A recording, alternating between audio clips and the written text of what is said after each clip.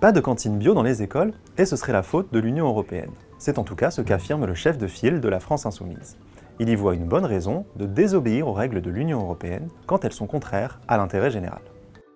L'Union européenne s'est construite sur un process de constitutionnalisation de règles économiques qui disent le libre-échange est obligatoire à l'intérieur des frontières, donc ça rend impossible les cantines bio.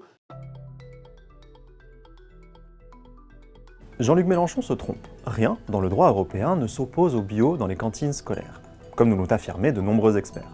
Du point de vue du Code de la commande publique, on peut exiger intégralement du bio. Il n'y a aucune entrave de quelconque nature. On trouve d'ailleurs déjà du bio dans les assiettes de certains écoliers en France. Certaines écoles sont même passées au 100% bio dans leur approvisionnement, comme ici, dans cette cantine de Normandie. Ce qui est vrai, c'est que le droit à la concurrence français, comme le droit européen, interdit aux collectivités de réserver des marchés à des producteurs locaux. Elles n'ont pas le droit, dans leurs appels d'offres par exemple, d'exiger que des produits proviennent de leur région.